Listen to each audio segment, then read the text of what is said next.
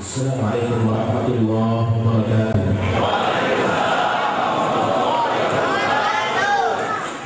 Alhamdulillahilladzi hadana lihada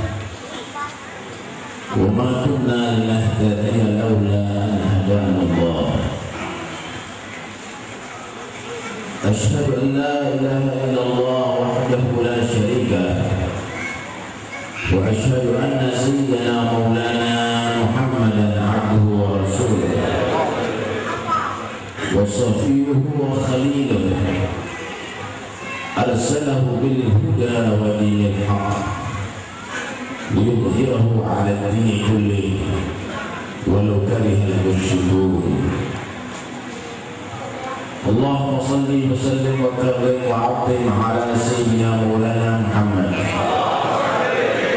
tibbil qulub wa dawaiha wa afiyatil abdan wa shifaiha wa nuril absar wa dhiyaiha wa qutil arwah wa ghidaiha wa ala alihi wa sahbihi amma ba'd.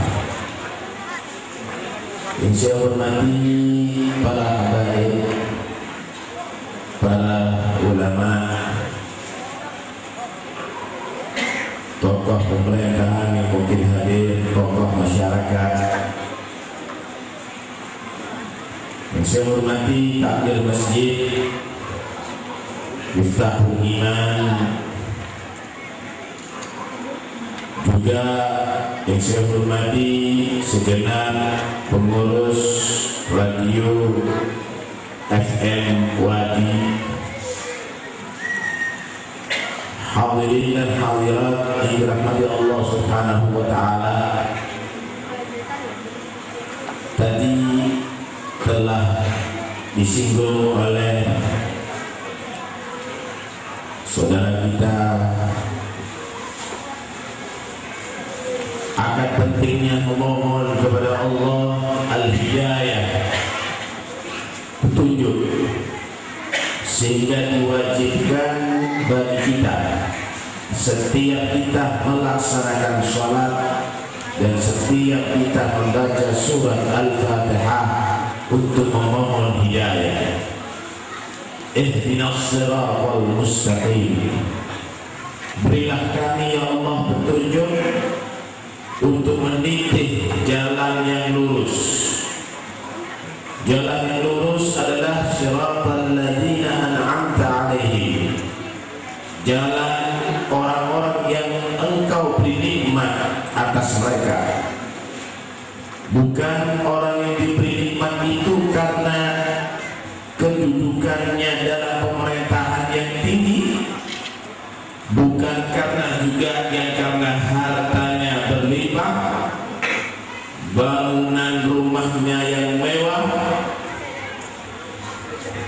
yang megah, kendaraannya yang mewah, yang mahal.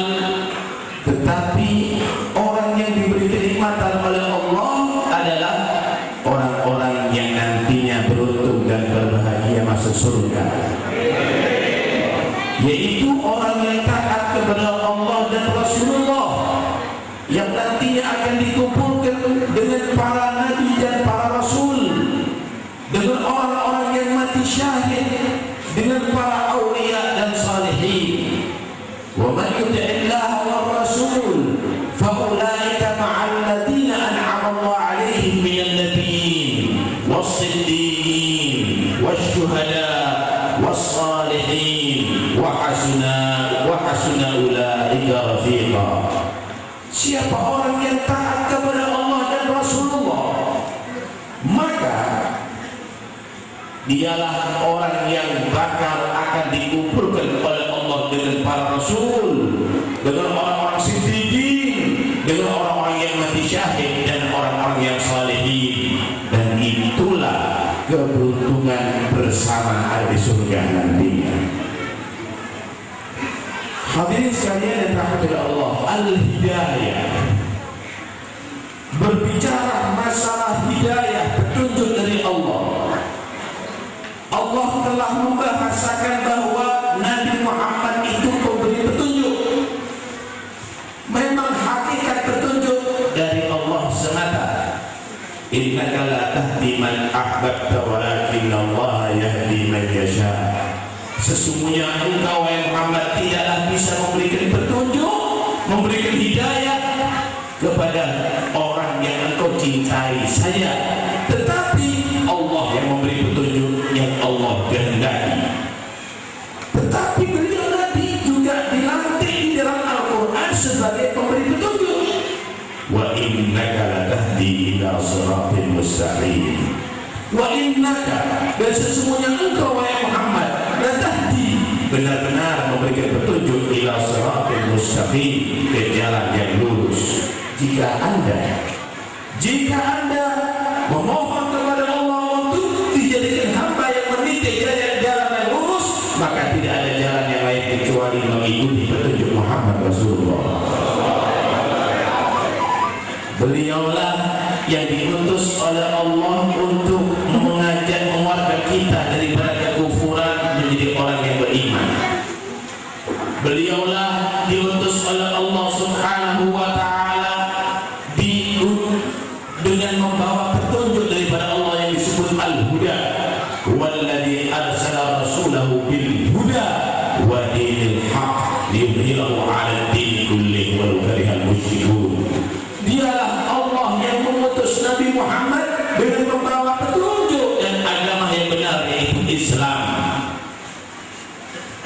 Al-Huda, petunjuk yang dibawa oleh Nabi Muhammad adalah berupa Al-Quran dan juga ajaran beliau.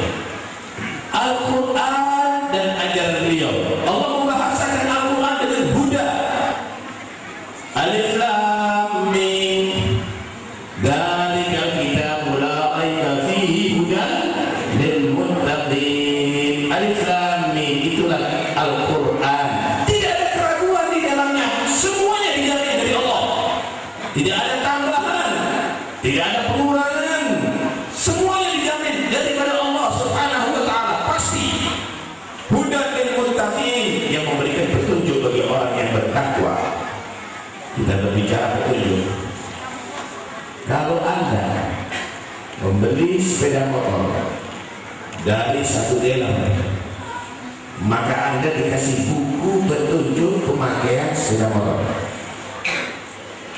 Jika Anda baca dan Anda patuhi petunjuk-petunjuk daripada buku petunjuk pemakaian sepeda motor, insya Allah sepeda motornya akan awet dan tidak rusak selama. Di situ misalnya diterangkan sebelum dipakai panasi dulu 20 menit atau 15 menit. Setiap pemakaian sekian ribu kilo ganti oli. Jika Anda melaksanakan itu, insya Allah sepeda motornya awet, tidak rusak. Begitulah Anda diciptakan oleh Allah, maka Allah turunkan hudan, buku petunjuk, yaitu Al-Quranul Karim. Jadi di situ ada perintah, di situ ada larangan, di situ ada bimbingan, ada hukum-hukum. Jika Anda taat dengan buku petunjuk itu yang dari Allah, maka Anda dijamin selamat sampai ke akhirat ke surga Allah. Kalau Anda beli sepeda motor dikasih buku petunjuk, di buku petunjuk tadi itu dicatat setiap pemakaian setiap sekian ribu kilo Anda ganti oli, diganti kecap, jebol sepeda motornya. Siapa yang salah?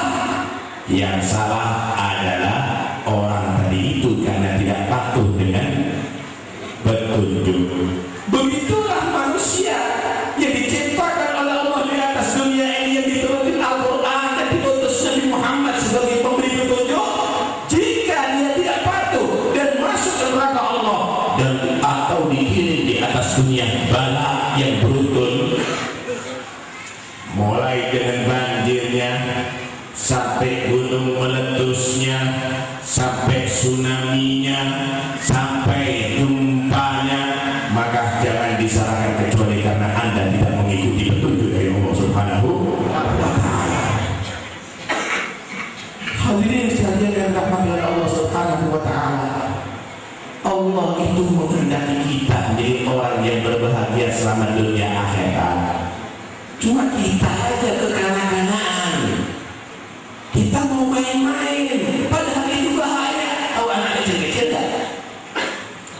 Dia dilarang jangan main pisau, dia dilarang jangan banyak makan permen, dia dilarang jangan kamu tadi itu pegang kabel yang ada aliran listrik.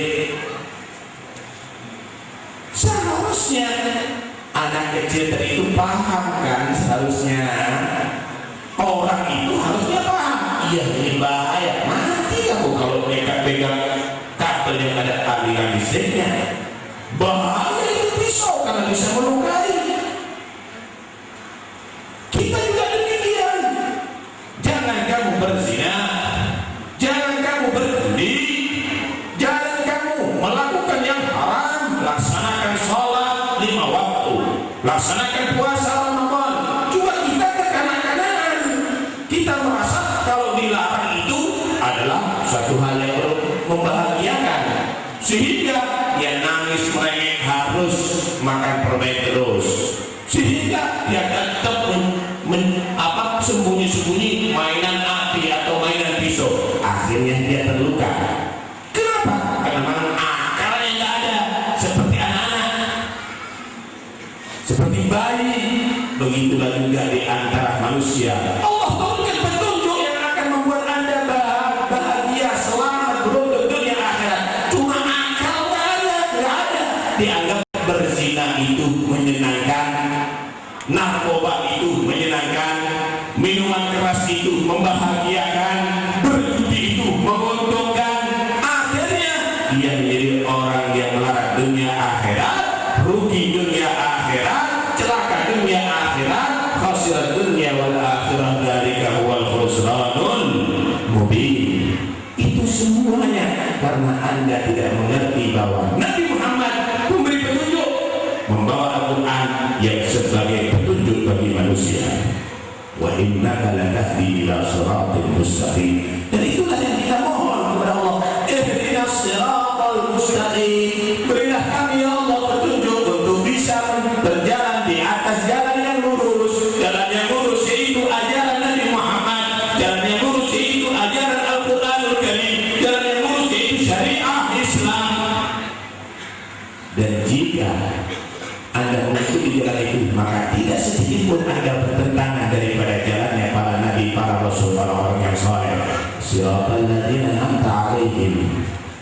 Ghairil maghdub, bukan jalannya orang-orang Yahudi yang dibenci oleh Allah. Walau dhalin, bukan jalannya orang-orang yang sesat, orang Nasara yang dia keliru dalam memahami Tuhan. Kita kadang-kadang lebih tertarik jalannya Yahudi dan Nasara. Mereka merayakan Valentine, ikut juga orang Islam merayakan Valentine.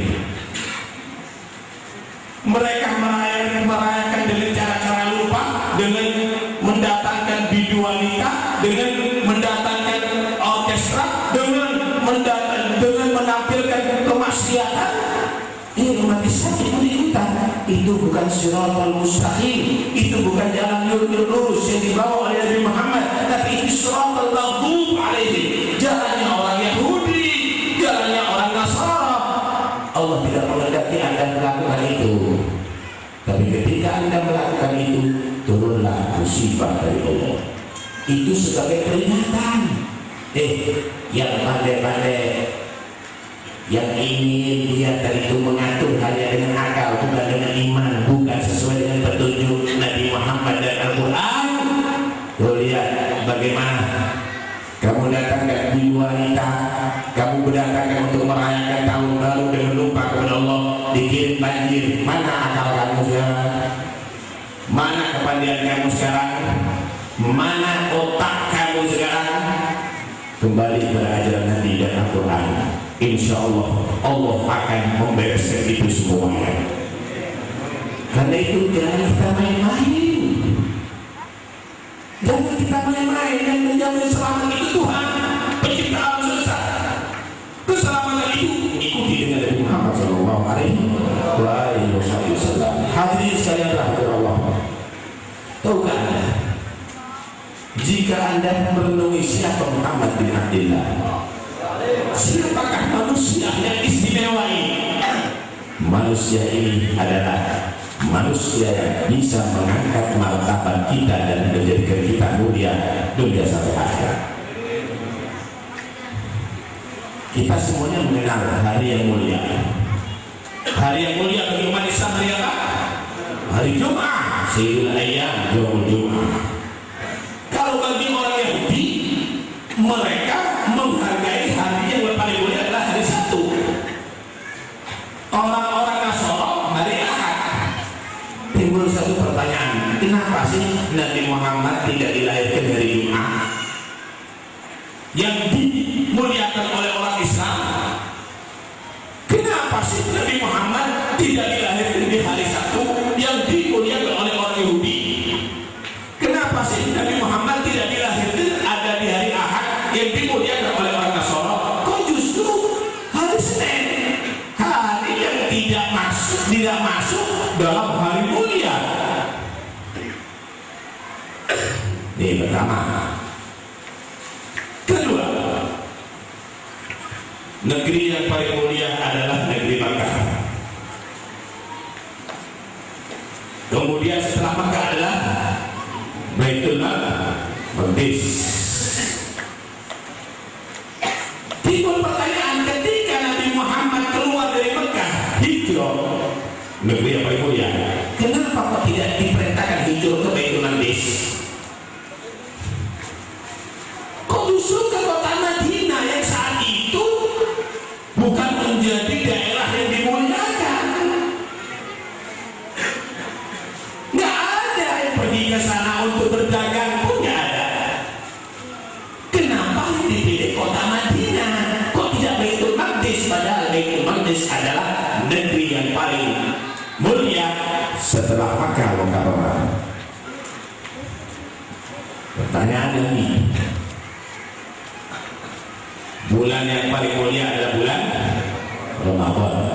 Setelah bulan Ramadan yang disebut Ashhurul Hurum. Inna iddatash shuhuri 'inda Allahi 'ashara syahran fi kitabillah yawma khalaqas samawati wal arda minha arba'atun hurum. Ashhurul Hurum itu Dzulqa'dah, Dzulhijjah, Muharram dan Rajab. Timbul pertanyaan, kenapa Nabi tidak lahir di bulan Ramadan? Ataupun salah satu di antara bulan Ashhurul Hurum, kok lahirnya di bulan Rabiul Awal menurut pendapat yang masyhur? Kalau berbicara tarikh itu bukan sahih atau hasan atau dhaif, masyhur dan yang baru masyhur. Kalau berbicara hadis ada hasan, ada sahih, ada hasan, ada dhaif. Sahih pun dibagi, ada sahih di dzati, ada sahih di ghairi, ada hasan di dzati, ada hasan di ghairi. Dhaif pun dibagi, ada dhaif pun, ada syadidul dhu'fi, ada maudhu'. Itu kalau berbicara hadis. Kita berbicara sejarah. Menurut sejarah yang paling masyhur, Nabi dilahirkan ada di bulan Rabiul Awal. Padahal bulan Rabiul Awal ini bukan termasuk bulan yang dimuliakan bahkan oleh orang-orang jahiliyah. Kenapa? Dengarkan baik-baik. Kalau Nabi itu lahirnya hari Jumat, maka mungkin orang akan berkata Nabi itu mulia karena didukung dengan hari yang mulia. Kalau dilahirkan di hari Sabtu, maka mungkin orang-orang Yahudi menyatakan, Muhammad itu memang dia jadi mulia karena lahirnya di hari yang kita muliakan.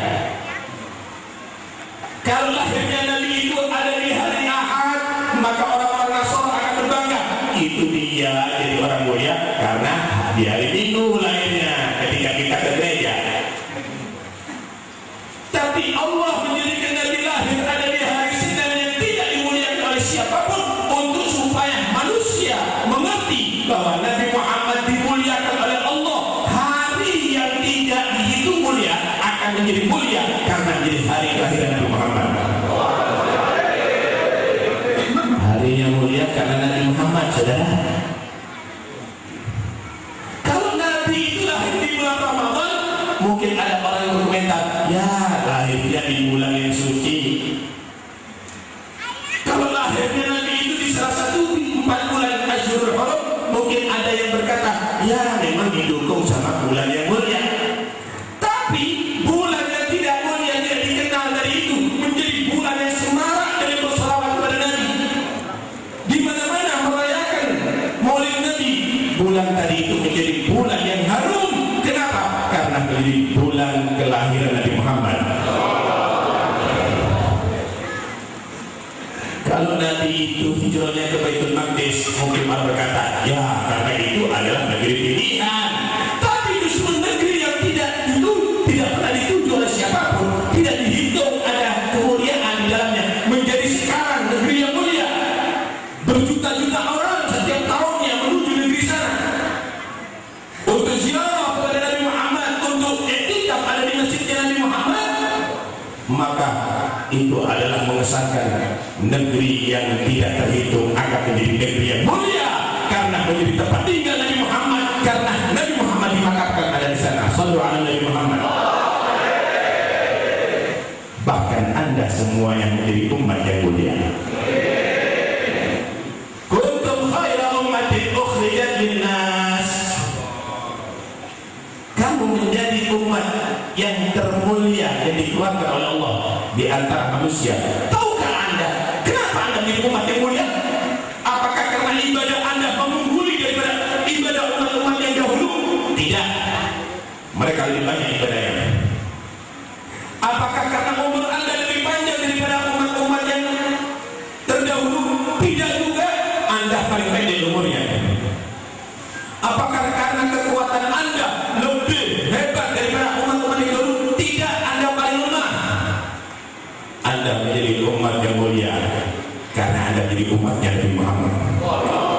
Sekalipun ibadahnya lebih kecil, lebih dikit, tubuhnya lebih kecil, kekuatannya lebih lemah, tapi tetap Allah mengangkat Anda sebagai umat yang terbaik. Kenapa? Karena Nabi Anda Muhammad Rasulullah. Di akramil rusuli kunna akramal umami.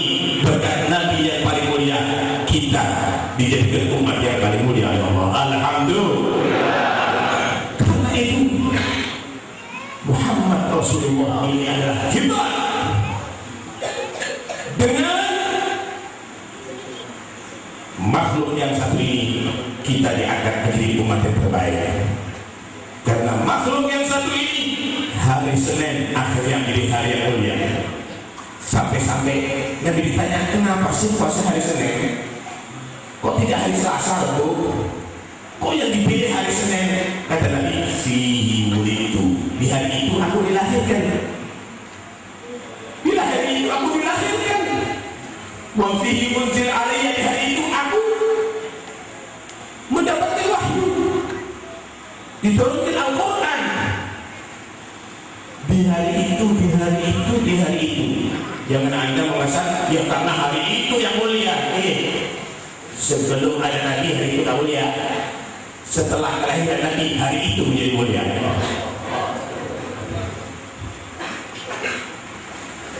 Saya mau tanya, kayu gaharu, tahu kayu gaharu kan?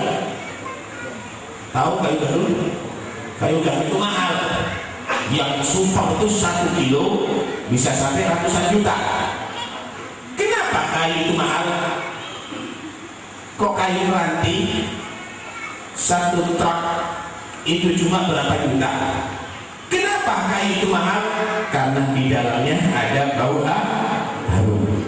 Semakin harum baunya, semakin mahal harganya. Berarti nilainya bukan kayunya tapi harumnya.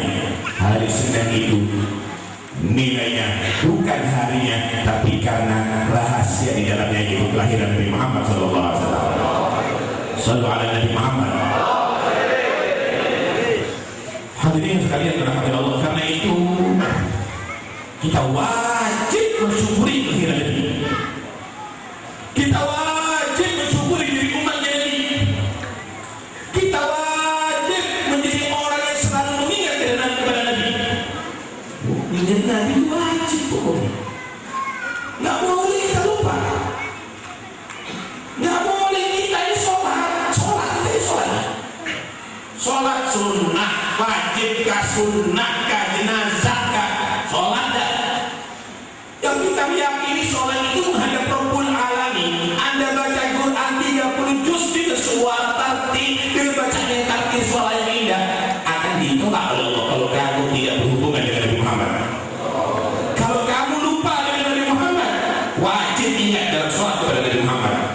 Kita wajib salam kepada Nabi dalam sholat. Assalamu alayka ayyuhan nabiyyu wa rahmatullahi wa barakatuh. Salam atasmu wahai Nabi, rahmat Allah tercurahkan kepadamu, berkah Allah diberikan kepadamu. Wajib hukumnya kalau Anda salam kepada selain Nabi, walaupun salam kepada orang tua Anda, assalamu alayka ya abi, atau salam kepada Nabi selain Nabi, assalamu alayka ya Ibrahim, batal sholat kamu. Tapi kalau nggak salam kepada Nabi Muhammad, batal sholat kamu. Wajib hukumnya. Salawat kepada Nabi juga wajib. Allahumma sholli ala Muhammad wa ala ali Muhammad. Wajib hukumnya. Dalam sholat kita wajib mengingat Nabi.